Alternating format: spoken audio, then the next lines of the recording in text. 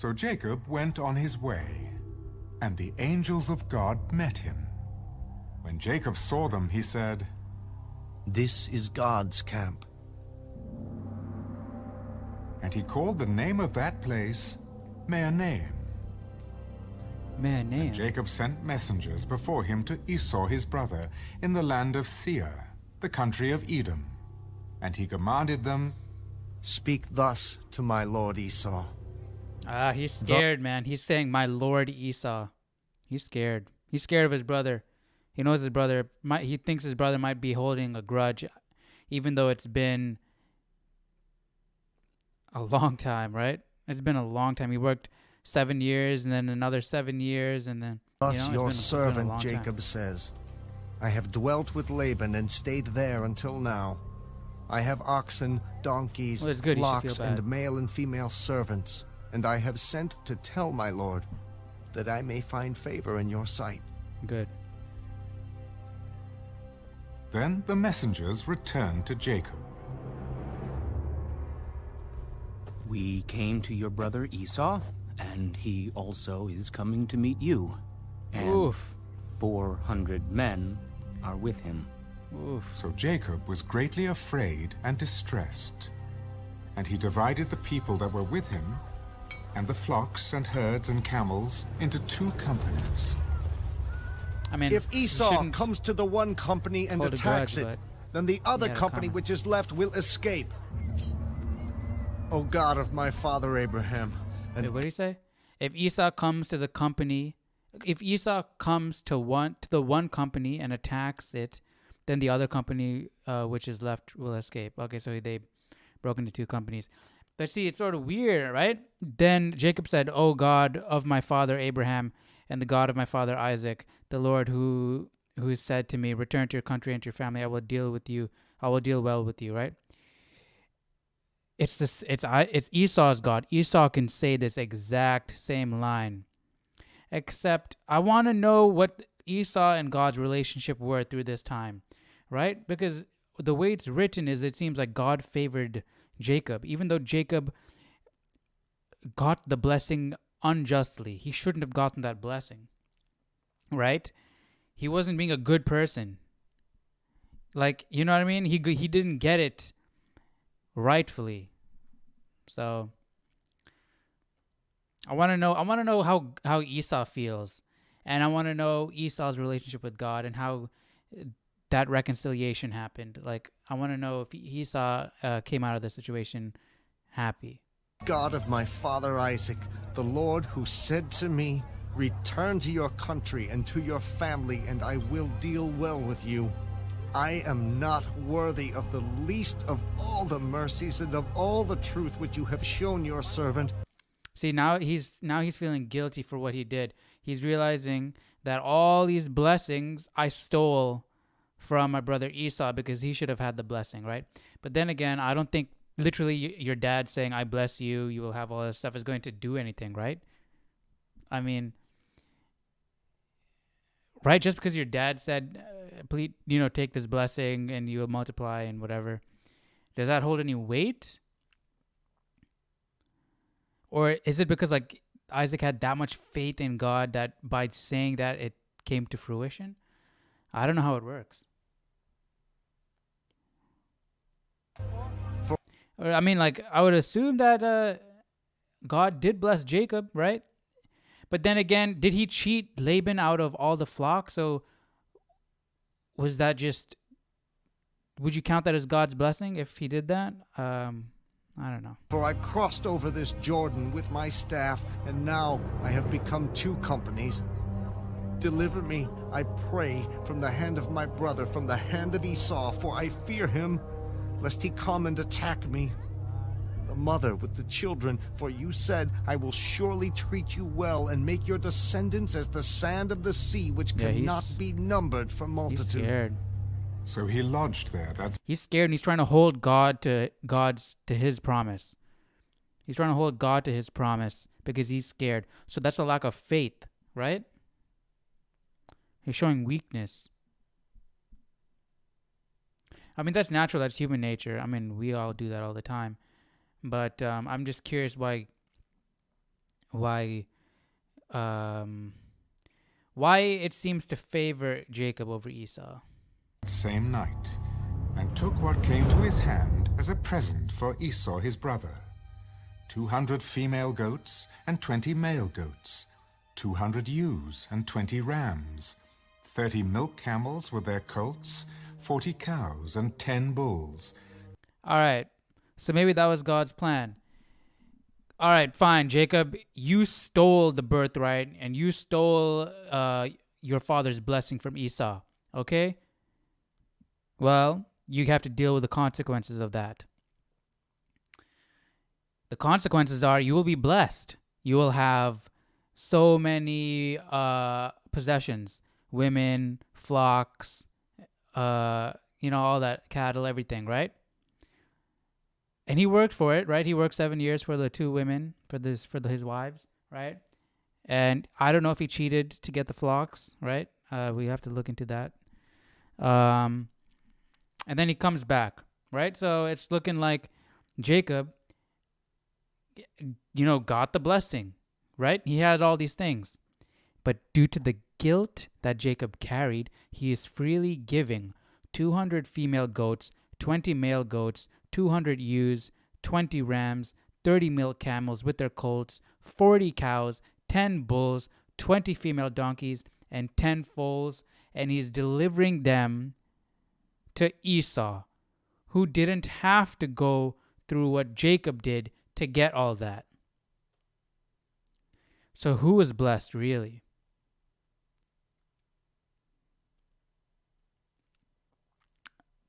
That's interesting to think about. That is interesting to think about. 20 female donkeys and 10 foals. Then he delivered them to the hand of his servants, every drove by itself, and said to his servants, "Pass over before me, and put some distance between successive droves." And he commanded the first one, "When Esau my brother meets you and asks you, saying, 'To whom do you belong, and where are you going? Whose are these in front of you?'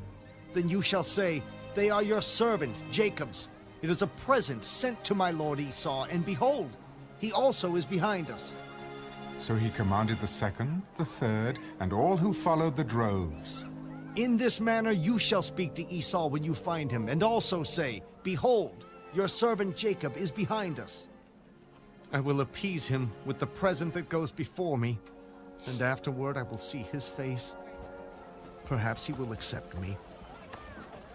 So the present went on over before him.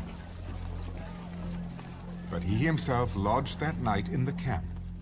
And he arose that night, and took his 2 wives, his 2 female servants, and his 11 sons, and crossed over the ford of Jabbok.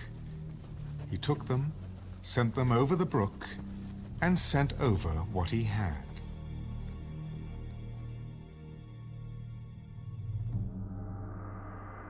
Then Jacob was left alone, and a man wrestled with him until the breaking of day.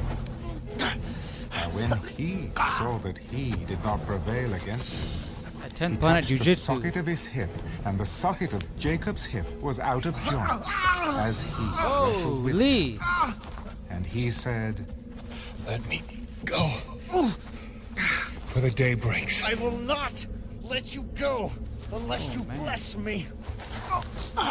What is your name? "Jacob." Your name shall no longer be called Jacob, but Israel.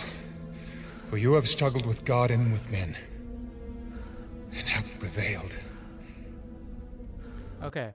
How did he struggle with God and with men? He struggled with men, meaning like he struggled with Laban.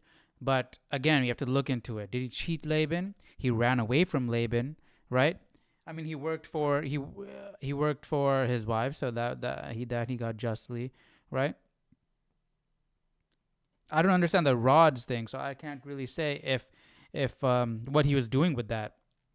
So I don't know if he got his cattle justly or not. And then but let's say he did. So he struggled with men, like he struggled with one man, Laban. And God, How did he struggle with God?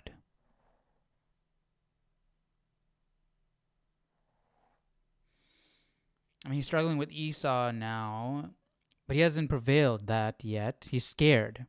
That's not prevailing. With God, how did he struggle with God and prevailed? In order to prevail while struggling with God, you have to submit. Has he done that?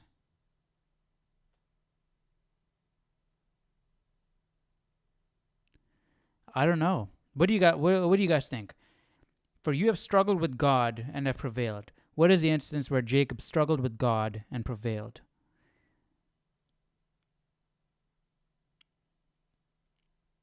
Is he talking about right now? About wrestling with an angel? I mean, do we know it's an angel? Then Jacob was left alone, and the man, capital M. Do they capitalize the first letter when talking about an angel? Like man and he? Or is he actually wrestling like Jesus? Let's see what it says here. Verse 23. 32, 23.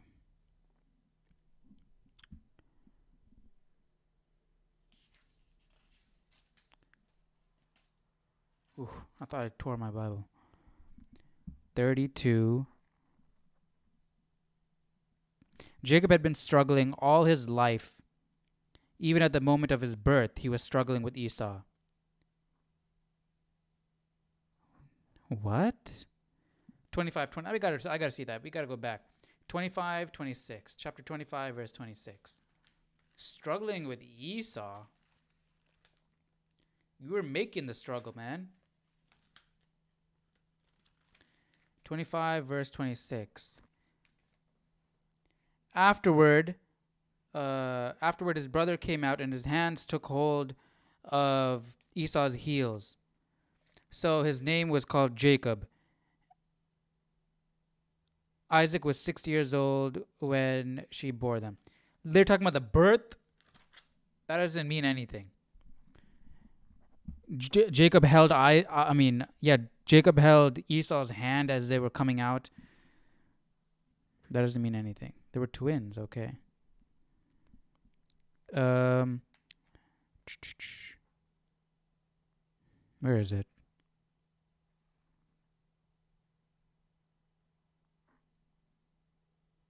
Okay. Jacob had been struggling, okay. Later, he struggled with Laban. Yet, right before meeting Esau, Jacob had the struggle of his life. He who once grasped his brother's heel now clung to the bodily form of the living God. Some believe that the man who wrestled Jacob was the pre-incarnate Jesus. Others believe the man was the angel of God. In any case, Jacob wrestled with the manifestation of God, and because of God's mercy, he survived. That'd be crazy. Jesus is a wrestler. Jesus knows that a rubber guard. Knows that jujitsu. All right, I don't think the birth, wrestling with Esau, struggling with Esau, that doesn't count. Struggling with Laban. Yeah, he struggled with Laban in regards to his wives and the payment shifting 10 times and all that stuff. Yeah, so yeah, I guess he struggled with Laban, yeah. All right, we'll give him Laban. And then physically struggling with God here, or the angel. Do you guys think that this was an angel he was struggling with, or was he struggling with Jesus? Let me know, because it's a capital M, capital H, right? Let me know what you guys think. Tell me your name, I pray. Why is it that you ask about my name? And he blessed him there. So Jacob called the name of the place Peniel.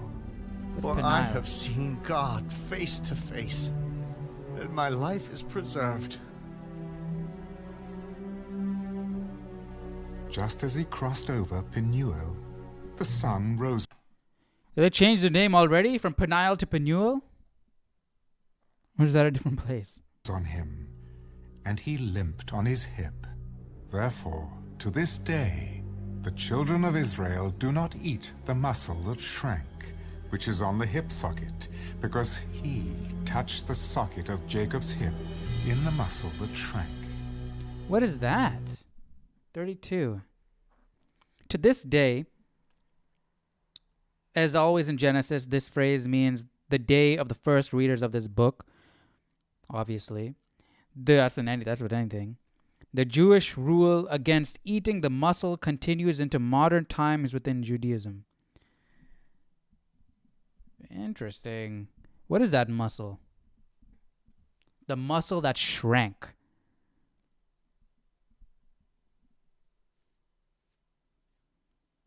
Jacob losing his gains or what? The muscle that shrank.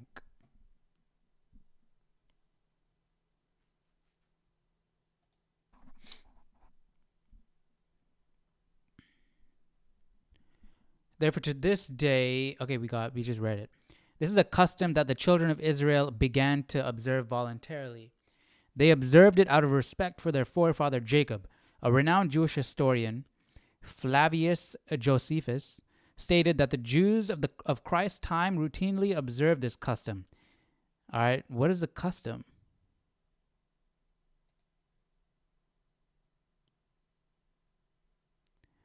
The sinew that shrank.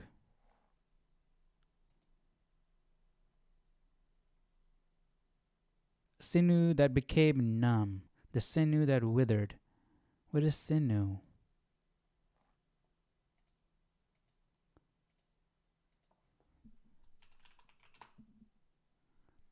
A tendon. I don't know which tendon, man.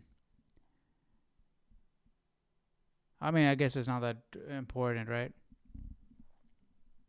Some tendon or muscle. All right, we're done with this. Jump into chapter 32.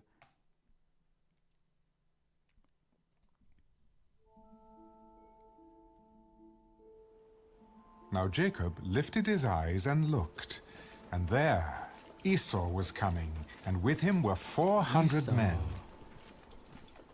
So he divided the children among Leah, Rachel, and the 2 maidservants. And he put the maidservants and their children in front. How did he know Jacob was coming? Leah and her children behind, Oh, he sent and those Rachel people. and Joseph last. He sent his Then scouts, he crossed but over they saw the before 400 them people coming. and So. bowed himself to the ground 7 times, until he came near to his brother. But Esau ran to meet him and embraced him and fell on his neck. That's and what I'm kissed talking him, about. And they wept. And he lifted his eyes and saw the women and children. Who are these with you? Man, The Esau just brought that 400 men to freak him out. He did that on purpose, just to freak him out. Children, whom God has graciously given your servant.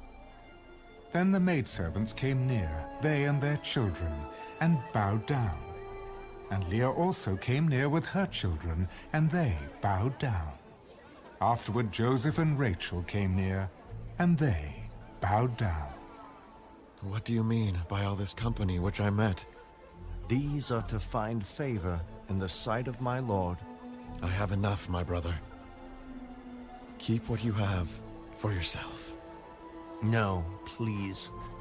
If I have now found favor in your sight, then receive my present from my hand, inasmuch as I have seen your face as though I had seen the face of God, and you were pleased with me. Please, take my blessing that is brought to you, because God has dealt graciously with me, and because I have enough. So he urged him, and he took it.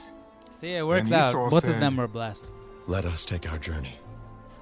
Let us go, and I will go before you. My Lord knows that the children are weak, and the flocks and herds which are nursing are with me. And if the men should drive them hard one day, all the flock will die. Please let my Lord go on ahead before his servant. I will lead on slowly, at a pace which the livestock that go before me and the children are able to endure, until I come to my Lord and Seer. Now let me leave with you some of the people who are with me. What need is there? Let just me protect- find favor in the sight of my lord. So Esau returned that day on his way to Seir. And Jacob journeyed to Succoth, I'm glad Jacob has some built respect himself for a house, Esau. and made booths Some for his fear for him. livestock. Therefore the name of the place is called Succoth. Succoth. Then Jacob came safely to the city of Shechem, which is in the land of Canaan, when he came from Padam Aram. And he pitched his tent before the city. And he bought the parcel of land where he had pitched his tent from the children of Hamor, Shechem's father, for 100 pieces of money. Then he erected an altar there, and called it Elilohe Israel.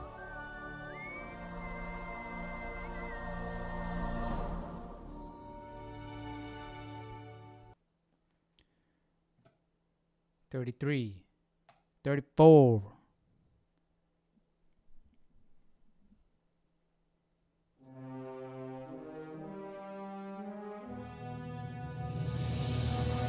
I really like this audio. Now by the way. Dinah, It's really cool. the daughter of Leah, whom she had borne to Jacob, went out to see the daughters of the land. And when Shechem, the son of Hamor the Hivite, prince of the country, saw her, he took her and lay with her and violated her. His soul was strongly attracted to Dinah, the daughter of Jacob, and he loved I the sort of missed that. Now Dinah, the daughter of Leah, whom she had borne to Jacob, went out to see the daughters of the land. And when Shechem, the son of Hamor the Hivite, prince of the country, saw her, he took her and, all right. His soul was strongly attracted to Dinah, the daughter of Jacob, and he loved the young woman and spoke kindly to the young woman. If you loved her and you speaking kindly to her, why did you violate her? He took her and lay with her and violated her. So Shechem spoke to his father Hamor, saying, "Give me this young woman as a wife." What does this Bible got to say about that? 34:2. The term violated translates the same word used for Amnon's rape of Tamar. Despite what he did, Shechem loved Dinah. So he was like infatuated, obsessed. He was like, oh my gosh, I have to have her. She's beautiful. Man, these guys. young woman, and spoke kindly to the young woman. So Shechem spoke to his father Hamor, "Get me this young woman as a wife." and Jacob heard that he had defiled Dinah his daughter. Now his sons were with his livestock in the field. So Jacob held his peace I know what's about to until happen. they came. Then Hamor, the father of Shechem, went out to Jacob to speak with him. And the sons of Jacob came in from the field when they heard it. And the men were grieved and very angry, because he had done a disgraceful thing in Israel by lying with Jacob's daughter, a thing which ought not to be done. But Hamor spoke with them. The soul of my son Shechem longs for your daughter. Please give her to him as a wife, and make marriages with us. Give your daughters to us, and take our daughters to yourselves, so you shall dwell with us, and the land shall be before you. Dwell and trade in it, and acquire possessions for yourselves in it. Then Shechem said to her father and her brothers, Let me find favor in your eyes, and whatever you say to me I will give. Ask me ever so much dowry and gift, and I will give according to what you say to me. But give me the young woman as a wife. but the So like sons all of these Jacob cultures, answered, we look at so many different like unsaid laws and unwritten traditions. Like they have the idea of a dowry and all that already. Like I want to go back to like,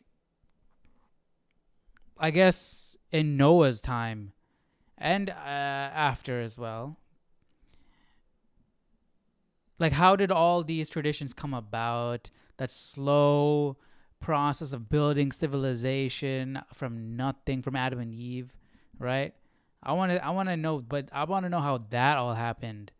I feel like that would be really interesting to find out, just like from the roots, like how it was built, like the reasons why certain traditions came about and why certain ones faded away, and like I feel like that'll be really interesting.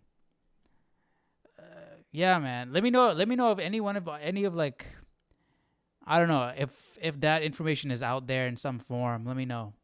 That'll be worth checking out. Said Shechem and Hamor his father, and spoke deceitfully, because he had defiled Dinah their sister.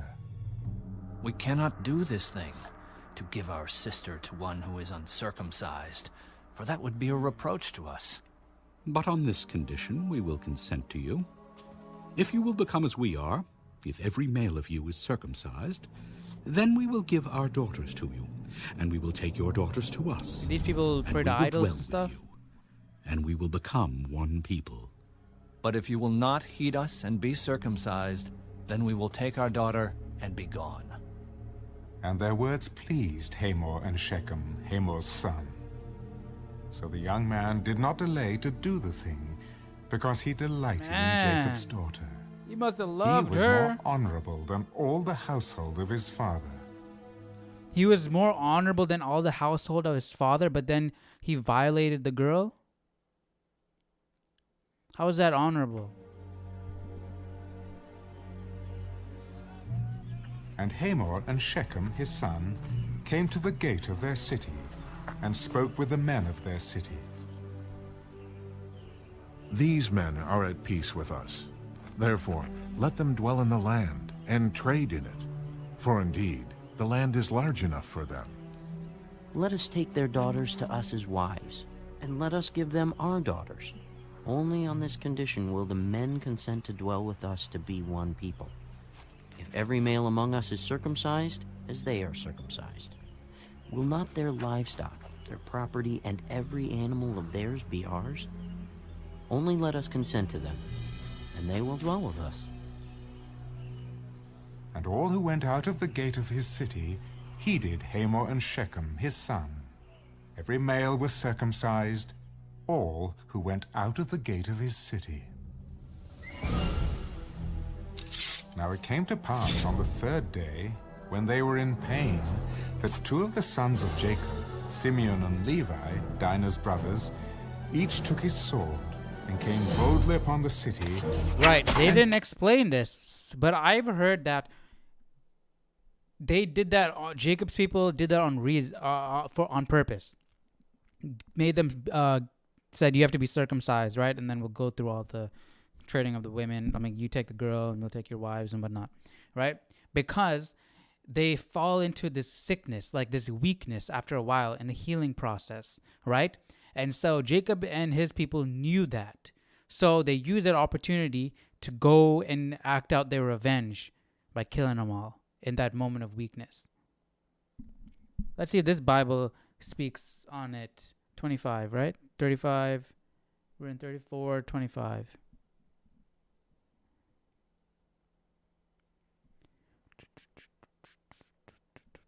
It doesn't say.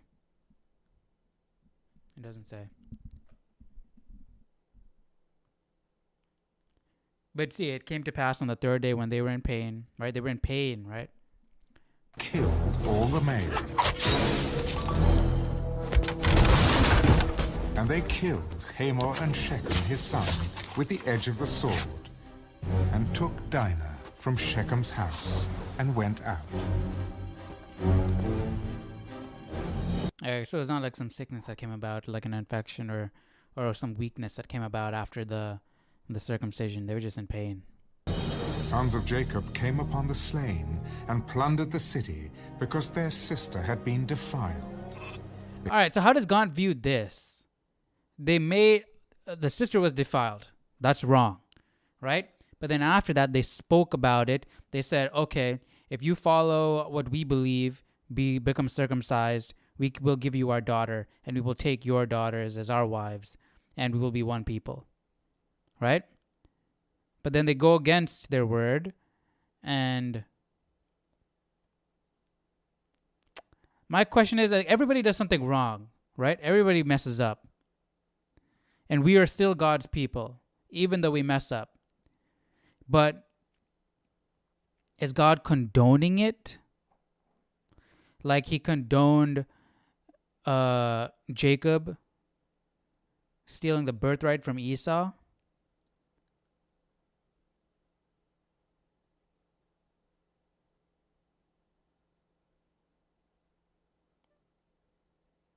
I don't know. And Abraham not getting like God, I don't think God got angry with Abraham for telling Abimelech that this was his sister and not his wife. And then God got mad at Abimelech for taking his wife. So, I don't know, little things like that. It's like, make me, I don't know, I don't understand, you know? If any of you have a clearer understanding, you can let me know down in the comments. That would be really great. I'd love to hear that. They took their sheep, their oxen, and their donkeys, what was in the city, and what was in the field, and all their wealth. All their little ones and their wives they took captive, and they plundered even all that was in the houses.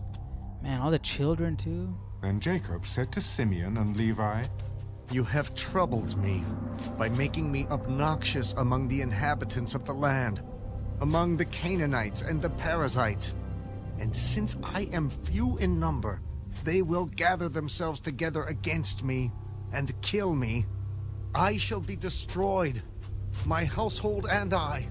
Should he treat our sister like a harlot?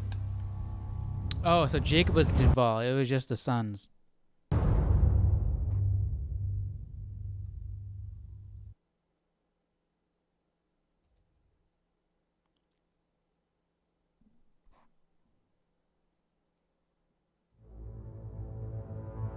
Then God said to Jacob, Arise, go up to Bethel and dwell there, and make an altar there to God, who appeared to you when you fled from the face of Esau, your brother.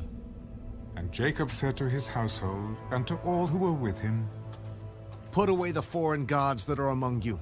Purify yourselves and change your garments.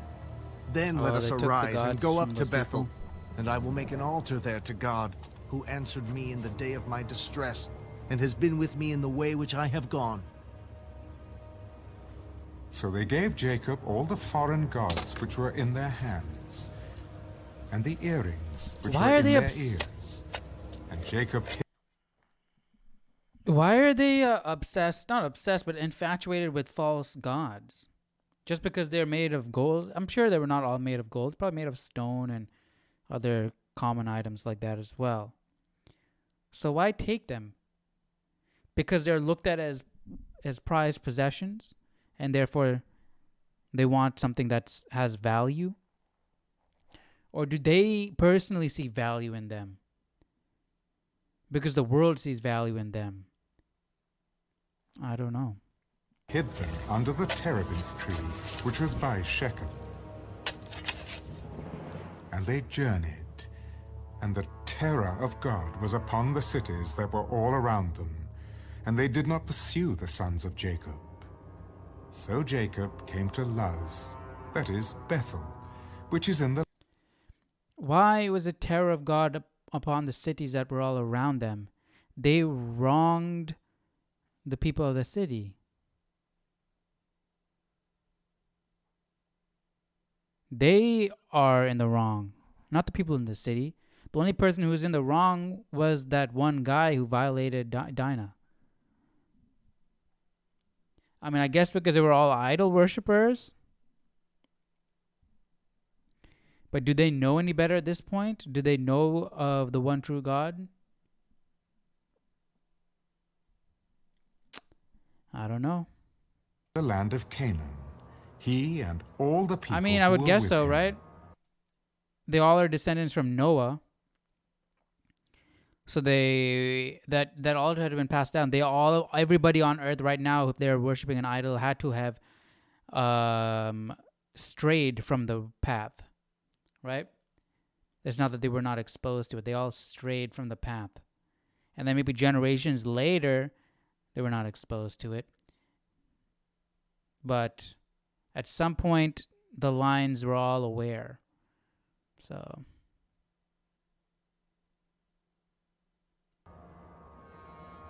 And he built an altar there, and called the place El Bethel, because there God appeared to him when he fled from the face of his brother.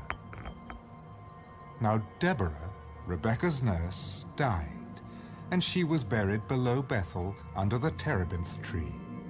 So the name of it was called Allon Bacuth. Then God appeared to Jacob again, when he came from Padan Aram, and blessed him.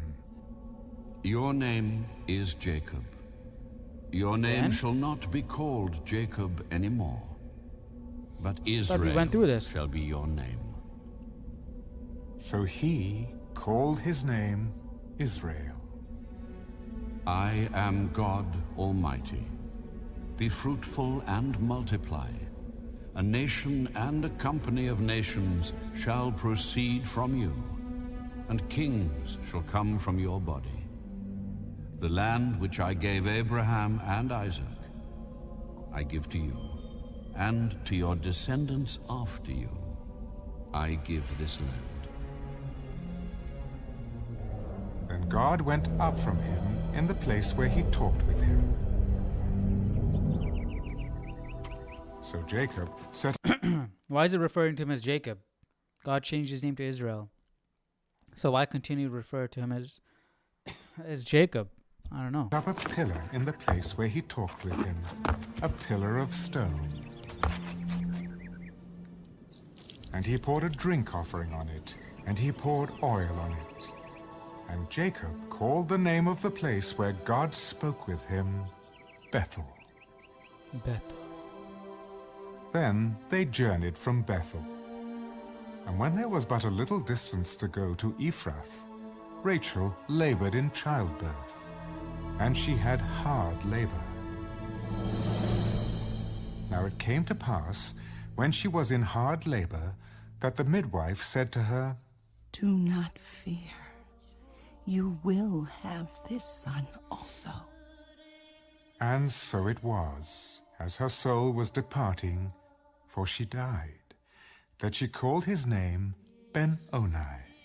But his father called him Ben-Oni, ObiWan Kenobi. Benjamin. I don't know that Ben-Oni, Obi, Ben, Kenobi, Obi-Wan Kenobi. I don't know, that's reminding me of Obi-Wan Kenobi. So Rachel died, and was buried on the way to Ephrath, that is, Bethlehem. Are you guys looking forward to that show, though, by the way? Pillar on her grave, Obi-Wan Kenobi, which is the pillar of Rachel's grave to this day. Then Israel journeyed, and pitched his tent beyond the Tower of Eder. And it happened, when Israel dwelt in that land, that Reuben went and lay with Bilhah, his father's concubine, and Israel heard about it.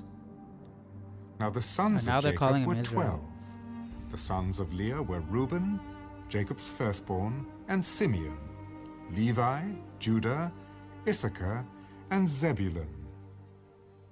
The sons of Rachel were Joseph and Benjamin. The sons of Bilhah, Rachel's maidservant, were Dan and Naphtali. And the sons of Zilpah, Leah's maidservant, were Gad and Asher. These were the sons of Jacob, who were born to him in Padan Aram. Then So, how many? Okay, these are the 12, right? The 12 tribes of the 12 tribes of Israel.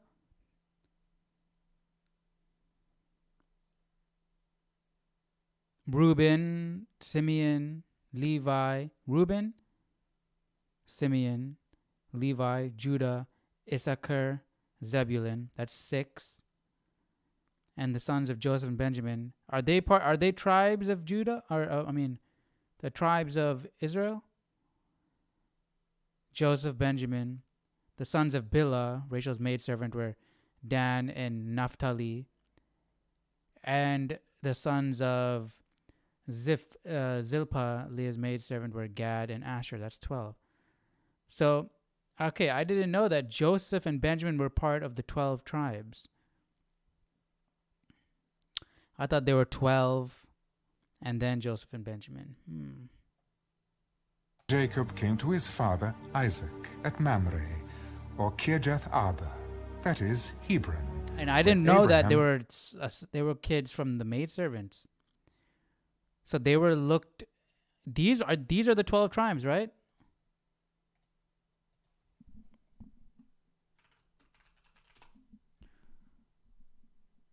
The 12 tribes of Israel.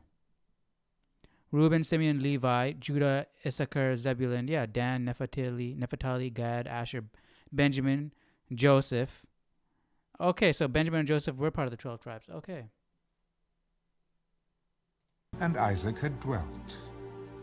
Now the days of Isaac were 180 years.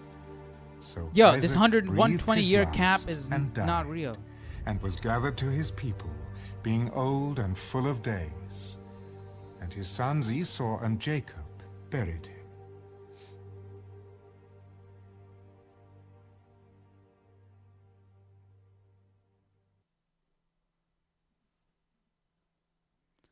All right, that was 35. We're going to stop right there. And we're going to jump into 36 tomorrow. We're going to get into Esau. The family of Esau is in 36. That's what I'm curious about. I want to know more about Esau, what he's been up to. So, yeah.